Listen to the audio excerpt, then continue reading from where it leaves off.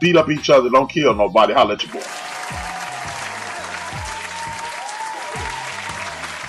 Next up, the national champion, Virginia Cavaliers. I told you guys last year that you will see two teams dominate, win the tournament that you did not see coming. Now, I understand that Virginia's in the ACC, but the last time Virginia was big time was when Junior Burrow was there, and that was the mid-'90s, and before that was the mid-'80s with my man Ralph, early '80s with my man Ralph Sampson.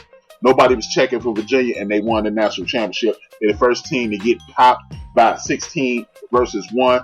Nobody saw that coming, but they still coming out at 8-1. ACC will always be one of the top conferences in the country, but nobody's checking for that. The Oregon Ducks. Now, you can be cynical and say, yeah, Oregon got all that Phil Knight money, which they do.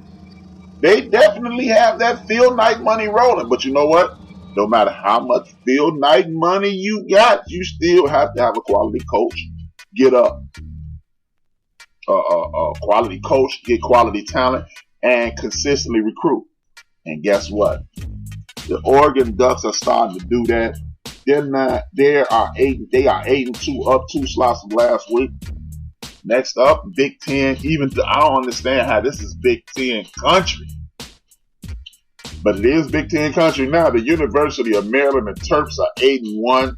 They slipped a little bit. They lost their game last week, but I ain't mad at it because we Big Ten. This Big Ten country that I live in, they part of the Big Ten, and we all in the same game. But the Terps are back, and it's primarily because they're not chasing these big names. You chase all these big names, they're gone. You have to get the whole program together.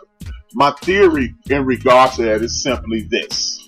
When you have a team of collective talent that has grown together and you've been in this system for 4 years, sometimes 5, you can bring in a super uber talented Zion Williamson and he can dominate for a year. But guess what?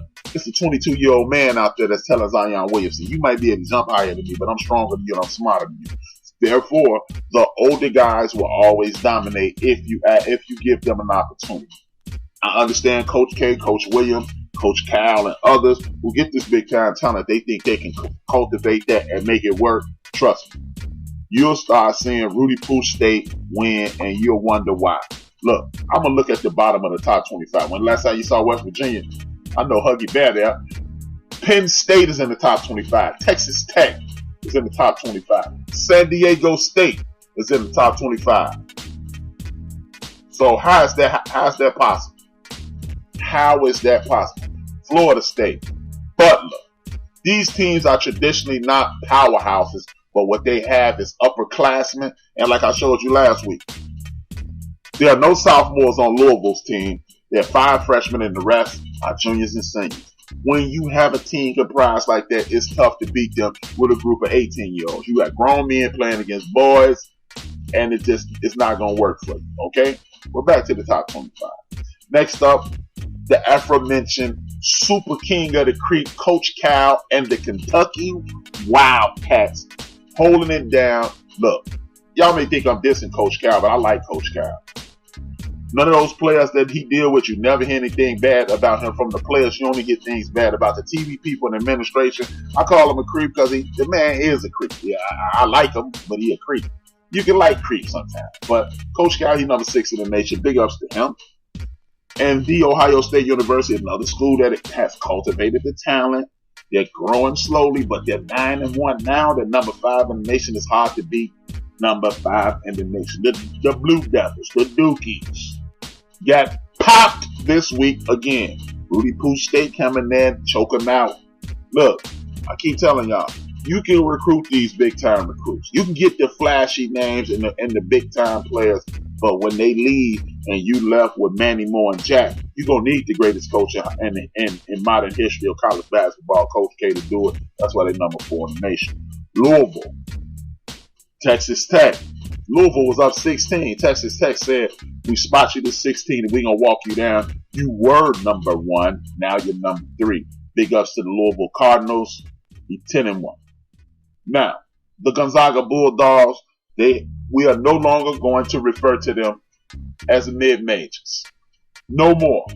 This is a major program who are doing major things. They're number 2 in the nation, 11-1. They're in the Big Sky Conference, but they play anybody, anywhere, anytime. Big ups to them. Which leaves Bill snitched on everybody's self and the Kansas Rock Chalk Jayhawks, the number 1 team in the nation. Big ups to them. I love it. It's going down. I can't wait till Big Monday come on. And note to the wise, ESPN, I know y'all listen to my show because I'll say a lot of the things that I say, and it's not coincidence. Y'all be jocking Jay-Z. Y'all be jocking me. But ESPN, why don't you take some of those smaller conferences and put them on Big Monday, Big and Super Tuesday, so when the NCAA tournament comes around, people will be more familiar with them. And if you have them more familiar with everybody on the court, it compels people to watch. And if you're compelling people to watch, your ratings go up. And if your ratings go up, you can charge the NCAA more. You can make more money for commercials that are on your games. People, it's about marketing. It's about promotion. It's about production. It's about making people want to watch what you have. Work with me, ESPN. Don't just spend your money and give it away. Hire your boy. I'll get rid of your boy, Stephen A. Otherwise, you're going to continue to have low ratings because people are tired of seeing North Carolina Duke every Thursday. People are tired of seeing these schools. We want to see the underdog. It's a different situation. I'll let your boy. Big ups to college basketball. I love it. I hope you like it. If not, sucks to be.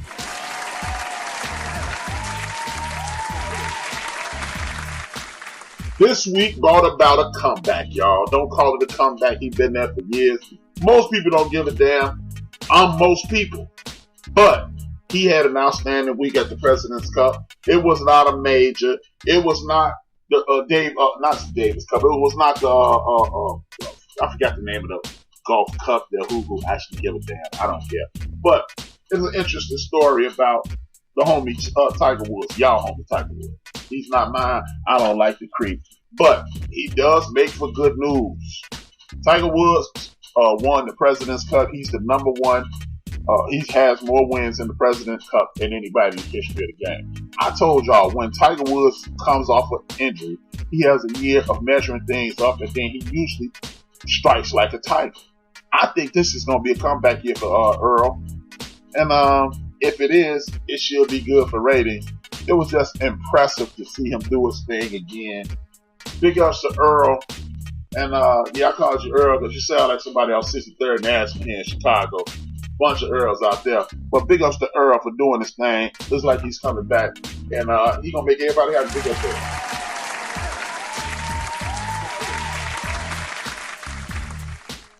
On a somber note, I'm going to go into the NBA conversation, but on a somber note, I want to talk about the NBA commissioner, the former NBA commissioner, David Stern.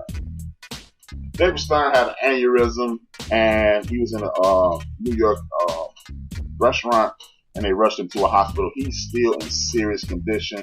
A man at his age, this could be fatal. I'm not trying to speak that into existence, but we need to send some positive energy towards David Stern.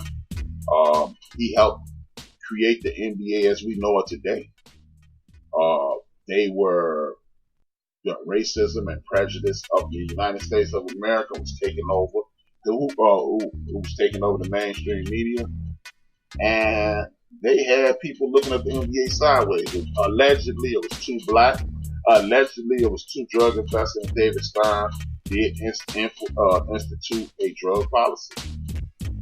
He did create a better league so brothers and others could maximize their ability. He made it a global game. So if you're a fan of the NBA, you should send some positive vibes, peace and prayers to the brother David Stern. I don't know him, but he did make the 80s and the 90s very, very, very entertaining for me. I wish him the best and a speedy recovery. God bless you, David Stern. Get well. With that being said, the NBA, y'all, is on fire. The NBA, even though I can't stand it anymore, I'm going to be honest with you, I'm going to keep it all the way funky. I can't stand the NBA no more. But up until this season, I couldn't stand the NBA. The reason I couldn't stand it is because it's too much nuance in the NBA. My issue is really with the NBA's media and the media hype train. Look, whether you know it or not, you're being bamboozled by mainstream media. And the reason I say that is this. No disrespect to anybody who plays fantasy football, but they're catering these professional sports leagues to you. At one point in my life, you could watch a basketball game and listen to the color commentation and understand and be educated on what's going on. Now, they just inundate you with tons and tons and tons and tons of information. They induce you to go play fantasy football, and then you have a less intelligent sports fan. And because you have a less intelligent sports fan, they are able to bamboozle you and say, this is a three-point shooting league. But I would argue, okay, well it is, then you get people go, HRap, it is a three-point shooting league. Who's a three-point shooter on the Bulls? Who's a three-point shooter on the Knicks? Who's a three-point shooter on the Milwaukee Bucks? The world champs. They only had one dude who could shoot threes. Guess what? So did the Lakers and the Bulls back in the day. They had one or two dudes who could shoot threes. So where are all these three-point shooters throughout the league? Yes, Stephen Curry and Klay Thompson had a 5-year run in which we had never seen that type of lethal, deep shooting in the history of the game by two teammates. I get it. I understand. You saw the highlights. But what they didn't show you in those highlights were pin downs. Golden State Warriors were leading the league in scoring in the paint. Had no post-up players though. You know why? Because they were taking layups. They were taking 8-foot runners and things of that nature. Because they were playing basketball. They bamboozled you and told you, oh man, the San Antonio Spurs are boring. Meanwhile, the Golden State Warriors play the exact same brand of basketball. If you don't believe me, all you have to do is go back to the last time the San Antonio Spurs won the NBA championship and you will find that they set an NBA playoff record for three-pointers made, led by one Danny Green and homie from down under. I can't think of his name right now, but his name ain't important. Joe from Houston gonna give me that name though. But when you're looking at those dudes, they told you the Spurs were boring because they were executing, but because Steph Curry's a little more cocky, they were in your face, they had antics that made them fun. Look, if you know the game and you educate Patty Mills, shout out to Joe from Houston, associate producer, executive producer of the End of the Bench podcast, Joe. But those Patty Mills and those dudes set a record for free. But if you are NBA and other sports leagues, if you educate your fans about the game of basketball, if you teach them how to watch what they're looking at, simultaneously, you create a permanent fan base and not a fly-by-night watching fantasy basketball. Then I don't have time to watch fantasy basketball or play fantasy basketball or football or baseball, and then I leave the game alone. But when you educate people, like back in the day with a Joe Buck, a Howard Cosell, a Al Michaels, Keith Jackson, the list goes on, then you will maintain a fan base. My man Joe just said, I remember comparing the boring Spurs to the exciting Warriors playing the same team ball. Exactly. Shout out to Joe for the contribution. Much love. It's the exact same style of basketball, but the TV told you it was exciting. If you really want to learn the sport that you're engaged in, turn the sound down. Don't let Troy Aikman tell you what you saw. Don't believe your ears. Believe your lion ass eyes. Your eyes will never let you down.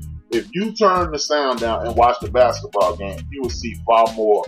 Unless the homie Mark Jackson or Stan Van Gundy or one of them doing the game. Hubie Brown is another excellent play-by-play guy or color guy because they are teaching you the game because they respect the game, they enjoy the game, they like the game.